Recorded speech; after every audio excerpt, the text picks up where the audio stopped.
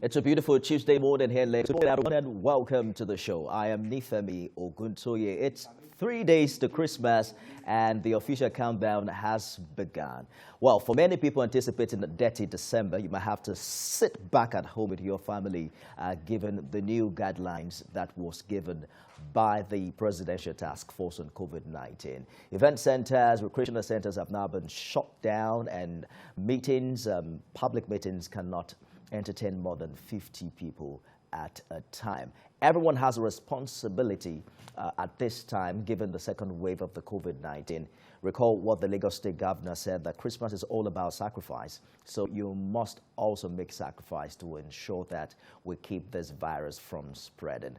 Let's turn our attention to the 2021 budget this morning. I'm joined by Oladotun Mabunori, an economist and financial analyst. Good morning, and thank you for finding time to come. Good morning. So yesterday, the Senate passed the 2021 budget, raising its spending by $505 billion. The budget was increased from $13.08 trillion presented by President Buhari in October to $13.6 trillion.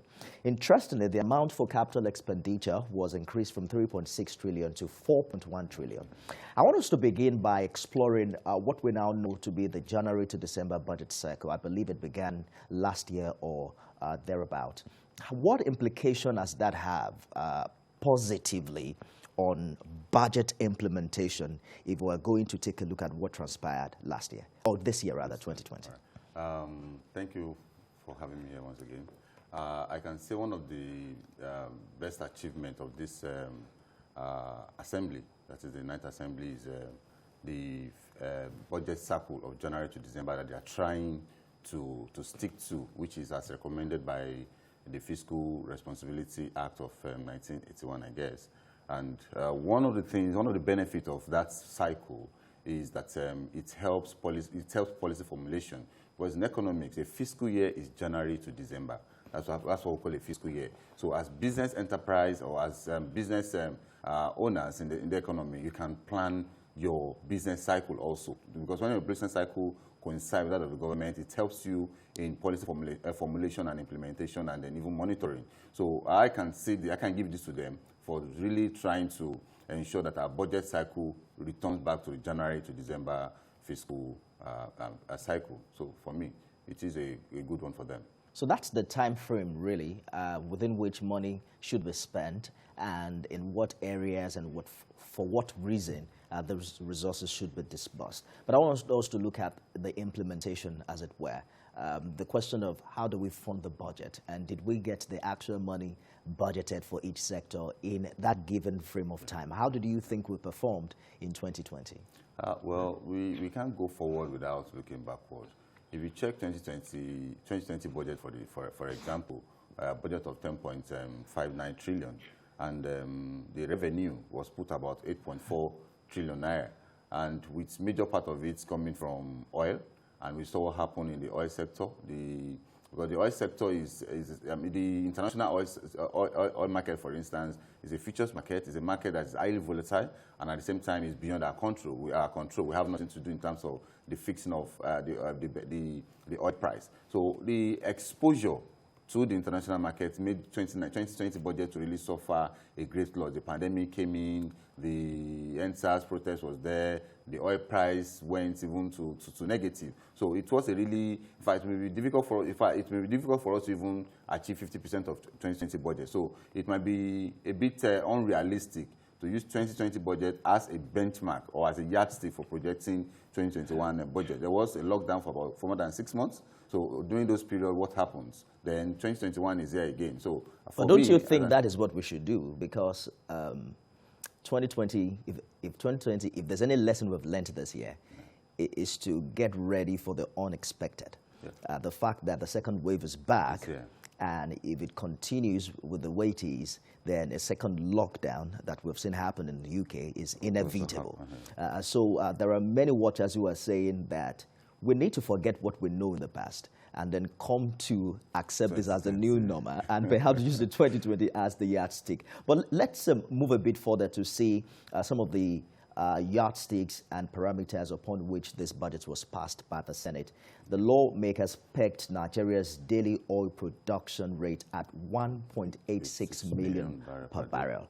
How realistic is that? Because Nigeria normally accounts for an average of 2 million barrels per day. 2.2 million per day. The effect of the pandemic and the low oil prices have cut that production to approximately 1.4 million barrels. Is that a little bit too optimistic on the part of the lawmakers? Well, I will say that just the 1.86 million barrels per day is actually being overly optimistic. These are things we have no control over. Two things determine our revenue in terms of oil generation, in terms of oil, and that is the price and then the quantity. Price times quantity gives you revenue.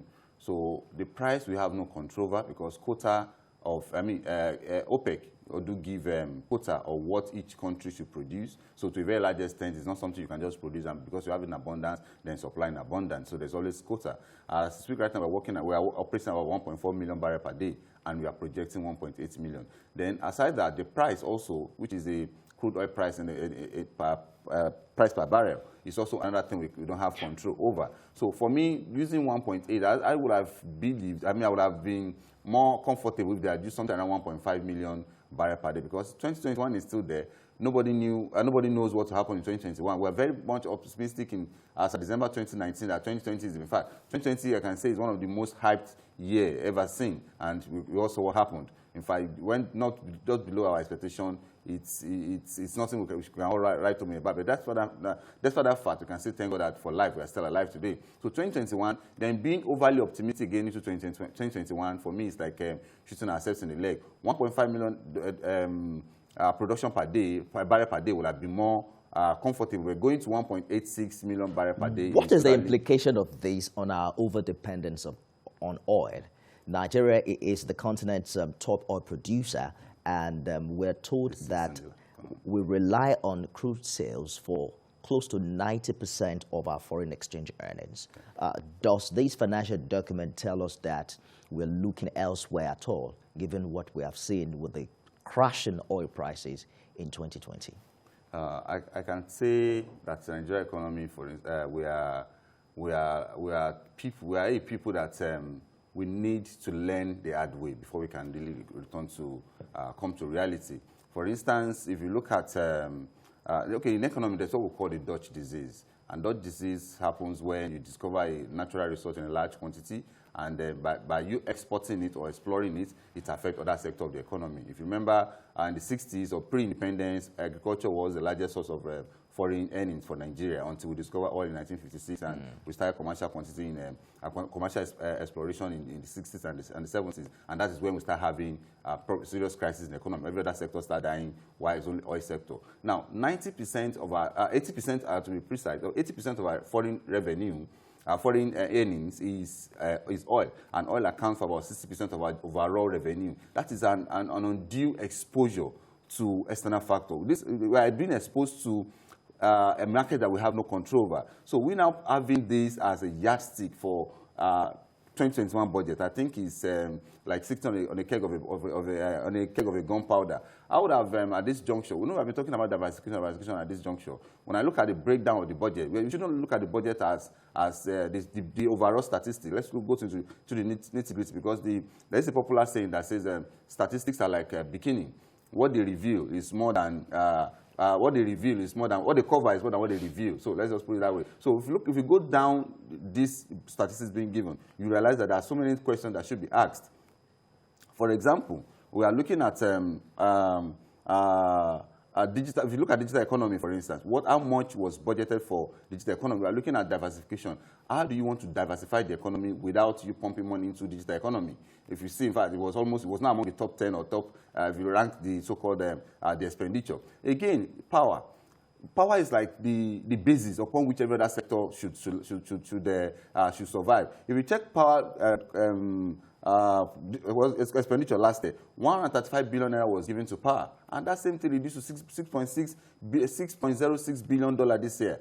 I mean, naira, in terms of a budget allocation, 135 to 6 billion. What happened? Does that mean our power has been stabilized? So at this juncture, I was expecting government to spend more on power, on digital economy, on those things we call the basis upon which other sector can explode or can boom. It means the economy is still dependent on oil. That's the meaning. If we are not giving those parameters, if you are reducing allocation to power, there's almost no allocation to expenditure, to digital economy, then where are we going? If you also check our education also, education sector is also another parameter, that the government should look into in terms of expanding the economy. At this juncture, the school have been, virtual university, public university have been closed for almost a year now. The students are at home. What is government doing? What is this budget saying? We are already in 2021. Is this current budget addressing that economy? Because locking students at home, look at all the businesses around education, around the universities, all of them locked down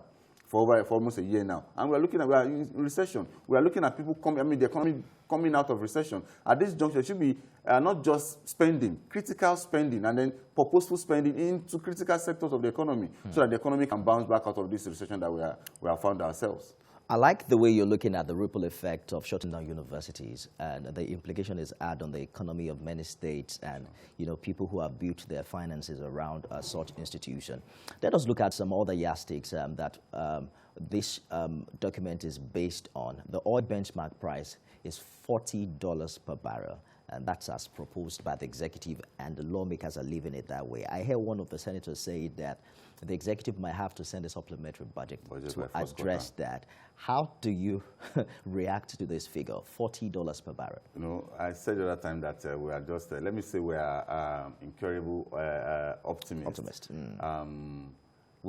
It's like something that you have no control over. It's like me saying, at the end of this show, I will get $40 from you. When I'm not even sure whether I even have $40 on you that you give me at the end of the show. I'm not even sure whether you even have your currency in dollars. So the market is entirely unpredictable, and we are placing our revenue at the benchmark at $40 per barrel. For me, it's just like knowing ourselves and doing ourselves. And again, if you also look at it, by 2030, for instance, there will be a massive reduction in oil consumption all over the world. UK already is passing bill to ensure that there is a reduction in fuel consumption. That is, they want to do away with fuel consuming vehicles. So you can see that the demand for oil is dwindling. And when the demand for an item comes down, of course, the price will go down. About 20 people are buying an item before now. All of a sudden, they reduce to 2. As a seller, you have to reduce the price. So the price of oil, of crude oil, as you speak, in the market, will surely be affected by some of these policies of that many economies of the world are formulating. And again, also look at US election. Biden has won. Bidding, for instance, one of these economic proposal is that we want to spend $7.1 trillion in 10 years on renewable energy, that is, diversion from oil. So if you look at that, in the same 10 years, 2030, there will also be a massive diversion from oil consumption. Price will come down. We are looking at now. Let's also look at it into the next 10 years. 10 years is just like how many days to come. Year 2000, I was saying Vision 2020. This is 2020 again. So 2030 is almost there. I think at this juncture, the government should, if I do away with oil production or oil, what have you, and concentrate on that sector of the economy. For instance, if you look at our GDP, oil, for instance, contributes to less than 10% of our GDP. So 90% of the economy, what happens to them? So something contributes just 10% of to the economy, yet is the largest source of our revenue. So it means if care is not taken, if there's another upsurge in, another volatility in the oil market, that is, the price comes down to say $30 or $20 per barrel, our 2021 budget is also in trouble. So I think at this juncture, the government should have possibly put the benchmark at say $30 per barrel, or even $25 per barrel. So if there's excess of that, then we put it to the school account. We have our EC account ECA being there. So why not we just try to be realist, to be realist rather than being optimist? Because we putting oil price at $40 per barrel, for me, is It's unrealistic. Other interesting figures there would be the exchange rate at 379 naira per dollar, and also retaining GDP growth rate at 3%. Let's talk about what transpired this year. Nigeria slipped into recession after its GDP contracted for the second consecutive quarter amidst dwindling oil and the COVID-19 regulations. So we're seeing the recession for the first time in 4 years. They're saying perhaps it is the biggest we've had in 4 decades. And then attention really needs now to shift or change to what are we going to do about it to get our economy up and running again. Beyond stating out how money will be spent and in what region or in what sector these figures are going to, another tension that people, another thing we see in this budget is the fact that we have retained a tradition of keeping recurrent expenditure way higher than capital expenditure. How do you see us make that shift with time such that we spend money, in capital things rather than paying, debts and the rest?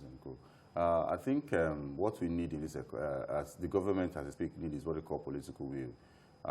When this administration came in, we all thought we were having a general that will be a no-nonsense man that will find, not that will use decree, but to a very large extent will have the political will, the mind to say, okay, I want this and that to be done, and especially to also implement what they call the Oronsaye report of, I think, 2012 or so. The report says that there are over 500 ministries, MDAs, as these ministry, department, and agencies in Nigeria. What are we doing with over 500 agencies, MDAs? So why not streamline them? And even the report proposed to reducing them to about 100. So if until government does that, our recurrent expenditure cannot. It's not by wishing it, because people are in the ministry, you have to pay them salaries. People are, what they do, the next one is what we call disguised unemployment.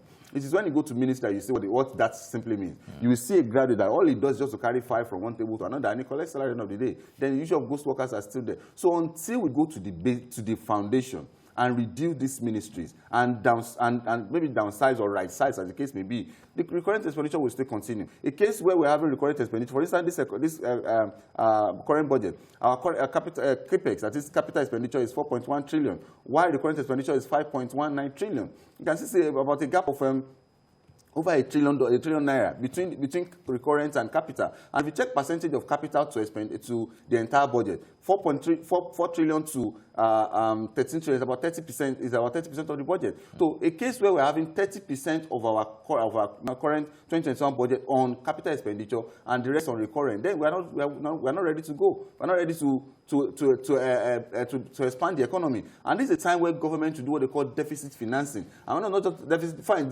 the budget is deficit, but deficit financing should be making sure that the capital expenditure is way above the recurrent expenditure, so that the economy can have what they call multiply effect. But by government spending into critical sector of the economy, creating power being stabilized, having internet free access, cheap access to internet and the likes, so that the economy by itself will transform, which is called the multiply effect. But a case where we are still looking at, we are spending 4.1 trillion naira on an economy of over 200 million people, we are still joking. We're not ready to go there. And if you also look at policy formulation in this country, at times we look at where are those that are actually giving these people this information or these ideas or this input to getting what they you'll be marveled. Because at this juncture, I was expecting we are in recession. This budget should be, in fact, about more than 50% on capital expenditure and reduce the recurrent. I'm sure when I was talking about political will the other time, but there's no way we talk about economy without talking about politics. I'm sure people in government are looking at, if I reduce these ministries, some people that voted for me will be affected. Some of them that party members will be affected. But how many are they? In economy, there's what we call Pareto optimality, 80-20 rule. Look at what favors majority. And if downsizing the MDAs will affect about 20% of Nigerian population, and 80% of us will benefit, why not go ahead and do it? And which is, in fact, people in the ministry, if we put all of them together, they are not up to 1% of Nigerian population. Let me hold you a bit to against. Absolutely, I get your point. Let's take this call very quickly from Makurdi. Abba Samson has called in. Good morning, Abba. Good morning. Good morning. Please go ahead with your contribution. I first of all want to appreciate the program and everyone in the house there. Thank you. My point is that until the government have to sit back and then have a rethink in the way the administration and their policy is being done, we'll continue to remain in this mess we are. We are in recession, everyone knows. But the government have not realized that, okay, let's cut down some of those things that are not really needed. Okay, you compare our economy with other nations of the world, you will agree, we spend more on governance. That is just the truth of the whole matter. Our recurring expenditures continue to be on the high side above our capital. Why? The cost of governance is very, very, very high, and the government must look into that. We can't continue going like this. The nations will at the point collapse. I appreciate you for your program. Thank you. Thank you very much, Abba, for your contribution. Good to hear from you. So cutting down expenses and expenditure appears to be what to do. That is what many private organizations have done in response to COVID-19 and also the dwindling, oil prices that we've seen across the globe. But it's not as easy for government, as you have said, because it will mean asking some people to go. There is the political will that you mentioned earlier, but there's also the question of what measures and what parameters do we have to verify or ascertain that asking people to leave, will actually impact positively on a particular sector of the economy. Oh, well, one of the major challenges that the government is having is the issue of revenue generation.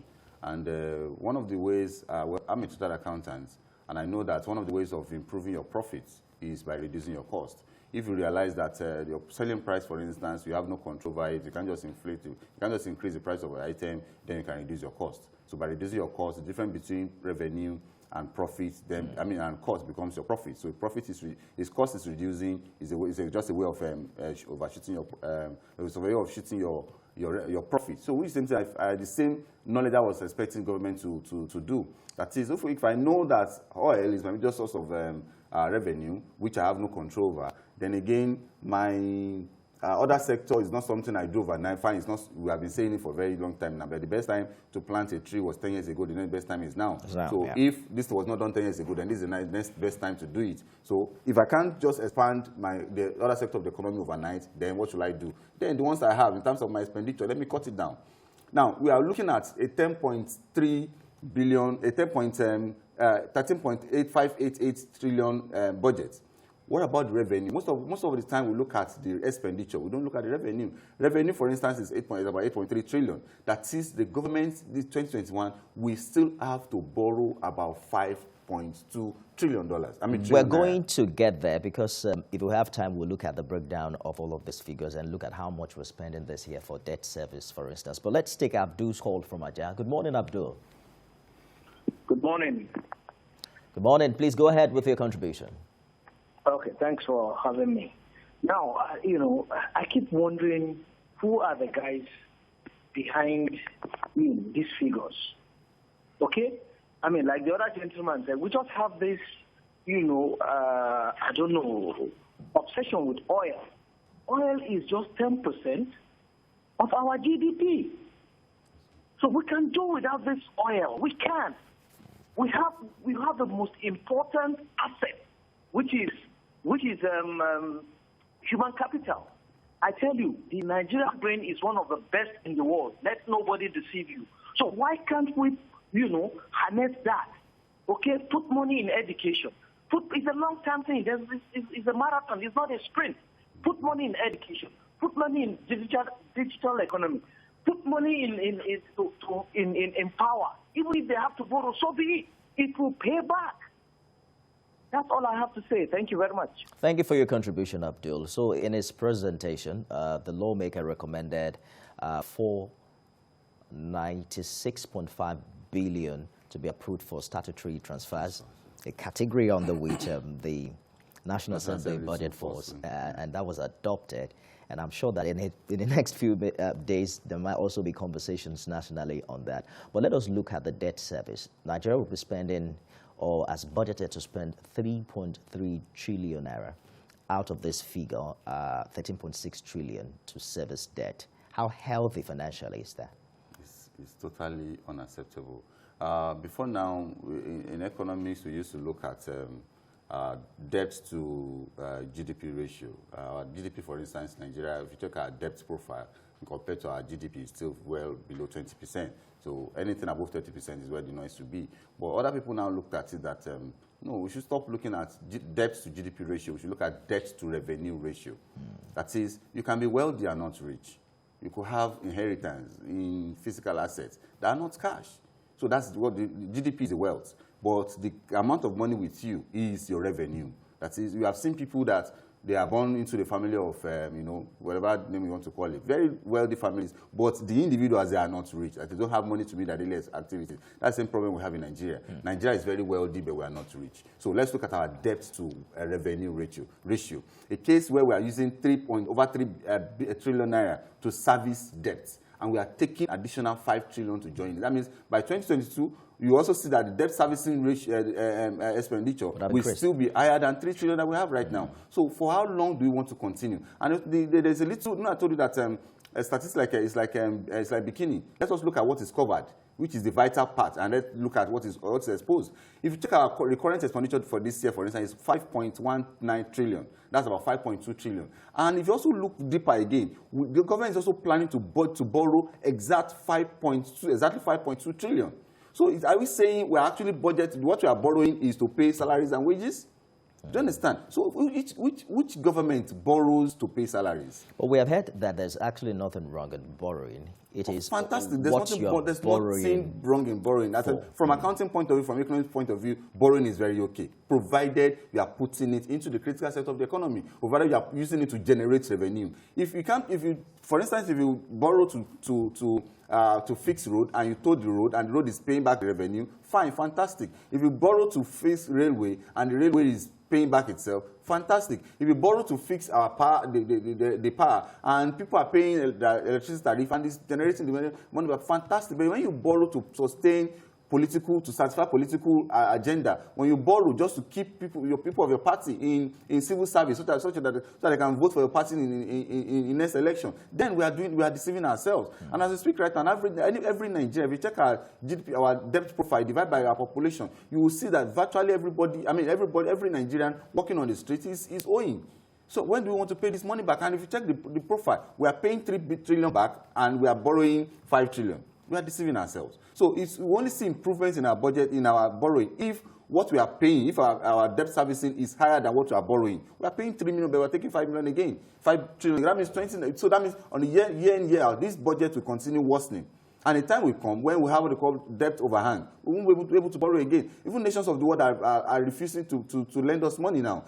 Just recently, we are even approaching Brazil to borrow another $1.2 billion. Brazil and Nigeria, as back at 1960 when we were getting independence, we're almost at par. So we're now going to them now to borrow. It's a slap on our face. For me, as far as I'm concerned. Let us improve our revenue and stop borrowing. Absolutely. This year we had an epiphany, more or less like a revelation of the relationship that exists between health and wealth. Yeah. They say your health is your wealth. Now we see that a virus could hit a country and then would shut down the nation's economy. And we're gradually returning to that place now where they're asking event centers not to open. This is December. This is the zenith. This is their time where they're raking money and all of that. But what are your expectations for the next quarter? We've seen GDP contract for second consecutive quarter. And that is why they say we are in recession. But government is optimistic that things will get better soon. From your observation as an economist, what is your forecast? I was on this show 2 weeks ago with Uncle Yori and Ajuri calling in from Abuja. And I remember both of us have a little views on that. He was optimistic that by first quarter of 2021 we'll come out of recession. I said, I don't see that coming. Because from my own statistics, from my own projection, from my own forecast that I've done, sales coming out. Earliest time it can come is June next year, which is the second quarter of next 2021. That is, if at all we are coming out, there's every possibility that will come out and still possibly go back again, which we call the W-shape recovery. And we are optimistic of having a V-shaped recovery. It is not, this is not child's play. We can't just say it. It's not by saying it, it's by working it. What are the parameters on ground? And if you check the statistics on ground, there's every possibility that we are not coming out of this economy. One of the largest sources of revenue, aside oil, the next source of revenue for government is tax. And VAT accounts for a very greater percentage of tax. And what is the major component of VAT also? It is from consumption, and consumption from alcohol and the likes, that is event centers, bars and what have you, and you are shutting down these bars. So that means, fine, pandemic is there, we shouldn't joke with that. Shutting down bars means we are shutting down, we are reducing your shutting down event centers and bars, so to speak, means you are shutting down, we are reducing your expectation of VAT generation, and by doing that, you are also reducing your expectation of tax collection. Then your overall revenue will also be impacted. I'm trying to look at what they call the cascade effect. Let us go from the source, then come back again. Like a chain reaction. So if you look at it, and again, now the contradiction in shutting down the economy, which has actually baffled me, is the NIN pronouncement by Professor Pantami, that's the Minister of Digital Economy. You said in 2 weeks' time, you said in 2 weeks' time, all SIM cards must be registered and they must be linked to NIN. Then they said they are extended to 6 weeks. That means the next 6 weeks. And from NIM statistics, NIM statistics said they have only captured 40 million Nigerians out of 200 million. Now, let me just finish this thought. And it means we still have about 160 million Nigerians that will put pressure on them, that will gather at NIM Center for the next 6 weeks. And you are saying you are shutting down bars. How many people gather at the bars? How many people will gather at these NIMs? So I don't think we are serious. There are actually 43 million Nigerians that have been captured. And we'll talk about that subsequently. We have to go now.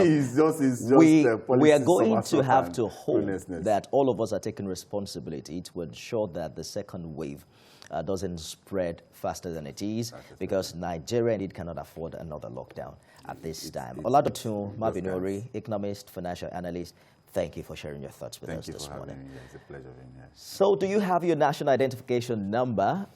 We'll be talking about that after this break. Stay with us.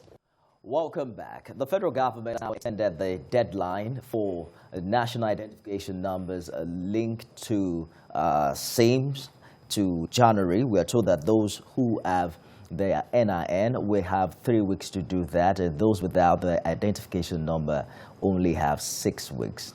Thanks, but no thanks. As of October, the total number of mobile network connection was 207.58 million. But currently, only 43 million Nigerians have the national identification number.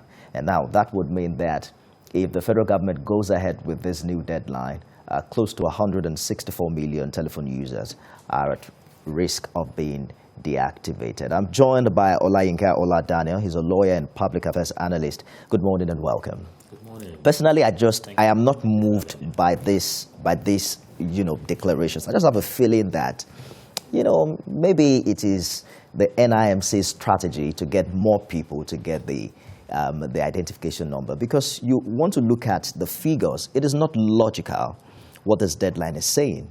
The National Identification Initiative was launched in 2014. Between 2014 and 2020, I think that's about 6 years, and it's only been able to successfully register 43 million Nigerians. So how do you do 100 million plus in 6 weeks? How do you react to that? Well, I'm sure we've heard so many reactions from people, and I'm sure my reaction will not be different from what is out there. As of 2017, there was the regulations, coming under the NIMC Act, giving them power, giving NCC as agents of the government to do all these things. This is 2020. Then you wake up and you feel that everybody should go and link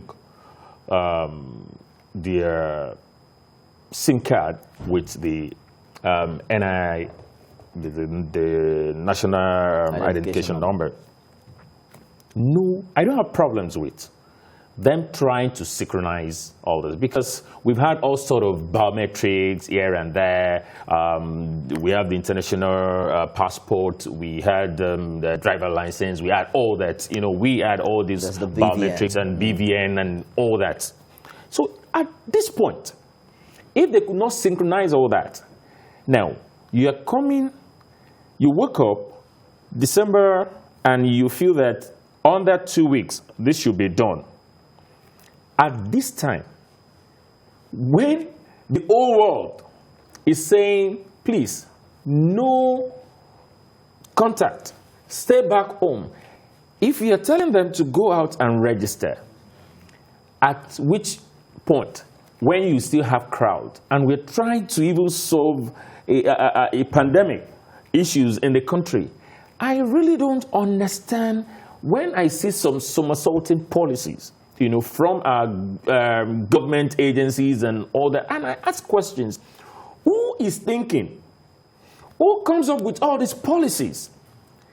2 weeks to do what? You just gave us statistics. The numbers of 43 as against 200 and something million SIM cards. How do you expect them to achieve this within this short period? As far as I'm concerned, even the extension to me is a waste of time. It's not going to achieve anything. For now, as we speak, for a whole year, I mean, this thing is not something you can just wake up to say it must be done promptly, immediately. No, not even about the time. The timing is wrong. We're going to open the phone lines in a short while to, you know, feel the pulse of Nigerians, people who have registered, who have the identification number, and those who are also planning now to link it with their SIM cards. Because I checked the papers this morning, and you'll be amazed at some of the headlines.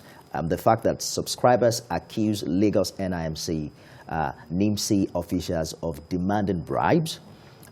Government extends, of course, Enugu NIMC Center has 2 computers and staff complaining of workload. Now, we're going to need proof, you know, and evidence to really verify that officials are asking people for bribe. But that is what happens when there is, you know, rush like this. There's also the implication of this, you know, like you mentioned, on the COVID-19 regulation, which is a situation where people queue and then they don't observe the, you know, required distance. And then you begin to ask yourself that beyond just having people register, are we taking the right path? And are we, you know, channeling or taking the right channels to achieving this goal? Yeah, before I go into that, Nifemi, in 2019, I think 2018-2019, I was at NIMC office in Abuja. I was, you know, I was privileged to meet some people and ask some questions about the registration. At the time I was at that office, they were not registering people. And why? Because the budget, when the DG, because we're even talking about welfare and talking about registrations of identification card and all that, by the time the DG went to the National Assembly or something to present whatever there, they kicked back. They were asking, even before budget was passed, they were asking what it cannot give. There was no money to execute anything. There was no money to register or to print cards. Okay, they were registering, but there was no money for cards. At that time, I don't know the statistics of people that have their cards today, but at least they continued the registration at that point. So if they were not serious, if the National Assembly couldn't help them, if the money was not released to them to do whatever they have to do, then the same government is aware of this directive from NCC, which is an agency of this same government, to come and give people 2 weeks or thereabout extension to January 18, or what date again? I mean, to do this, I think is out of place. No, there are apparently conflicting reports from government, because just yesterday, the Presidential Task Force on COVID-19 did mention that crowded places must be avoided. And if you're going to be meeting more than 50 people, it should be done in an open space. I don't know if NIMSI has, the facility to accommodate such places, but we're going to get back to that. Let's take Buki's call from Jos. Oh, I think we lost that call. Apologize for keeping you there for a long time. Keep trying, and then we'll get back to you very shortly. So the question that rises, but before we get to all of that, without taking the shine or the benefits away from NIN, I want us to quickly explore why government is asking this and why it is important for us to get this number. I've heard a lot of people talk about manual identification and the huge challenge of Nigeria having a deficit of data system where you can easily identify a Nigerian. The NIN, we believe, is a digital identity that is part of measures to prevent, double identity theft, which is common, with 419s and the rest. Let us talk about why we need this. People have mentioned reliable identity system, proper planning, and even budgeting, that you cannot budget well if you do not know your people. Really, then for me, if it's going to work, if it's going to work, in quote, I'm repeating it, if it's going to work, we need it. For security purposes, in fact, not in Namibia, they have social number. I'm not going to US, I'm not going to UK. Namibia is an African country. I'm sorry, let me just hold you for another minute to take Peter's call from Abuja. Good morning, Peter. Peter, are you there? Hello, sir. Yeah, I'm there. All right, please, you have to speak louder. Okay. You see, we're in a very funny country. I'm sorry to use the word funny. We can keep on repeating all these things. This thing can be something that can be done as a long process. You cannot wake up in the morning and say, this is deadline. We've done national ID cards. Where are they? We've done the PVC. Could they make use of the machine? We are deceiving ourselves. All this is supposed to be a law even from bank. Let's copy from banks. We have national base. We don't have all those things. We keep on, at the time they want to make money, all those things will just come up. And they'll just give you deadline. At the end of the day, it ends there. They put CCTV cameras everywhere. You see, honestly, we keep on being introducing something at the given deadline with the total number of which we don't. Honestly, I'm sorry, I don't know. It's very annoying. All of a sudden, you are giving 2 weeks. At the end of the day, it ends like that. It's all right. Thank you, sir. Thanks for your contribution. So people are angry because right now they're thinking of buying Christmas clothes for their children and getting Christmas ready, but then they have another, deadline to meet. And the perception really would be that are we really thinking about what we're doing? So I was in the bank at some point, and then I was concerned that the BVN, I thought that the BVN was some sort of an identification.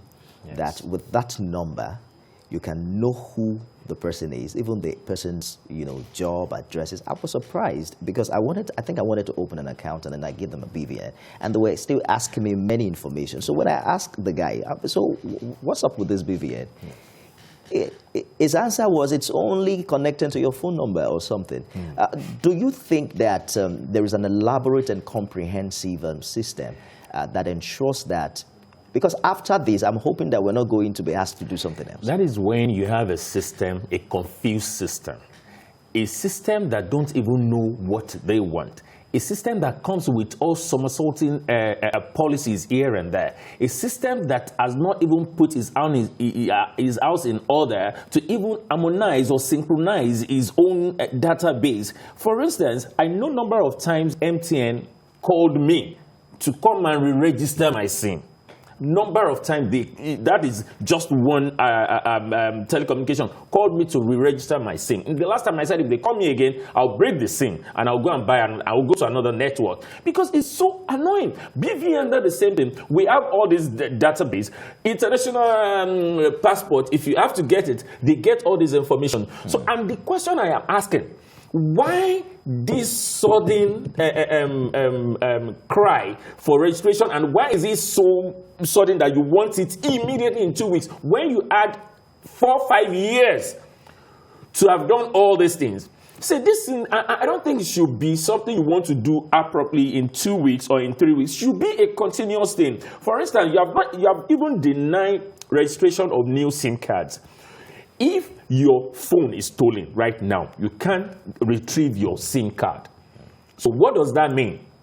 Economically, otherwise, to your, even to security, to every other thing, dead.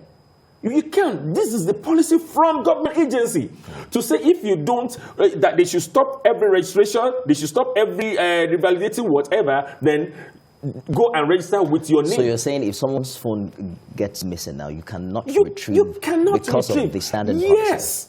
You cannot retrieve because that was the first thing that came out before the name registration. The first directive was stop registration. Stop. So if my SIM card is lost or my phone is lost, I can't retrieve my number. So anyone could get my phone and do whatever transaction they want to do on my. I can't block it and I cannot go back to register it. Let me get back to you, sir. We're turning to Agege now, where Karim is standing by. Good morning, Karim. Good morning. Please go ahead with your contribution. Good morning. Okay, I've been listening this morning, and I had someone saying it's sorry to call the country we find ourselves a failed state. I'm not sorry to say that. This is a failed state in the sense that for instance, I did my BVN when BVN started, because then I was working in the bank. So what I did was I did my BVN, and that's all. Later, when I went back, I discovered that my NIN has actually been generated for me. Because when you do your BVN, you do your corporate and everything, and this thing works the same way. If you're doing NIMC, you are doing corporate and everything. If you are doing BVN, you are doing the same thing. That's what I did. NIN was generated for me. I didn't have to go to any other place for registration. Much later, when I ended to do the registration, I just went, and the person just said, okay, want to do data capturing again. But what I'm telling you happened like 4 years ago till now. I still do not have the card. And now we're saying everybody, they are giving us ultimatum 2 weeks to go out or 3 weeks. Even if you give us 6 months, will it be enough for over 140 million people to register? We need the government that works with people, that understand what people are actually going through. We are in the advent of COVID. Nobody is allowed to go out. You cannot be in a crowded environment and you want 140 million people to go out and register. Where is this going? So we need to understand something. Until the government of Nigeria starts to understand that you cannot sit down in one corner of the house and make a policy, we will not move forward. Any policy we want to do, we have to put the people in question, put them in front. Absolutely. I think you made a point, Karim from Agege. Thank you very much. Well, maybe a field system will be more TV-friendly than a field state. And I think the previous caller actually said a funny state.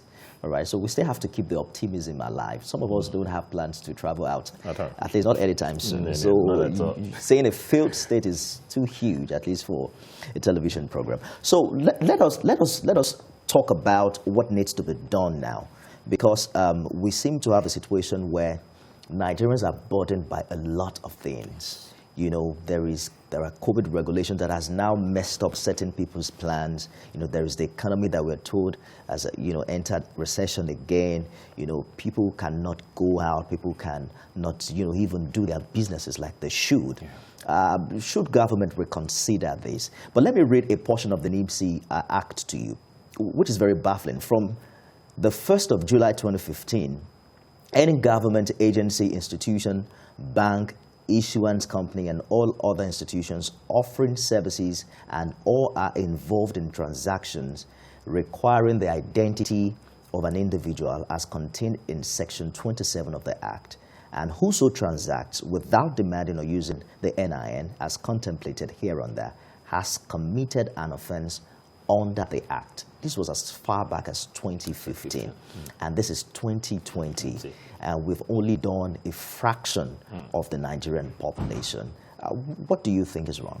Well, this is not limited to the NIMC Act, because what we know, the system we run here, a lot of people come up with, every day people are saying, make this law, make that law. And some of us, we tell them, some of the laws you are asking for actually exist. We have those laws. Yes, Implementation, enforcement is what we don't have. Now, this is as far back as 2015. What has been done? Nothing. Look at the punishment coming with it. Nothing. And I am telling you, nothing will be done. You know why? Because some of the people making these policies will not even go out for these registrations. Probably somebody will just, okay, Oga has said that something, and they fix. And these people yet are not sensitive to the cry of their people. Some people just decide to wake up and make the policies without looking beyond those things. Because the question right now with this, because the truth, the laws are clear, is there. But they are not even going that route. Because this 2020, as of 2015, and we are saying that we have only had 43 out of 200 million subscribers. 43 registers. It means that we are not serious. We have to go now. So we just have to hope that NIMC, you know, when I heard the news that stakeholders met and then came up with a deadline, and I'm asking myself, who are the stakeholders? Did they pick people who are here to register as part of the stakeholders? So I'm hoping that NIMC reconsiders and also pays attention to the system and the structure on ground to get people to get these numbers, because we're hearing very terrible news that people are not complying with COVID-19 regulations and that officials allegedly are also collecting bribes. So we're just going to leave it there because of time. All right. We have to leave it there I wanted now. to say they should just leave it for maybe for a year, not Absolutely. now. Olayinka Oladaniel, lawyer, public affairs analyst. It's always a pleasure to have you on the program. Thank you for having me. Thank you so much for being a part of this morning. We'll be back tomorrow, God willing, with another one as we keep counting down to Christmas. Merry Christmas, everyone. And thank you for watching.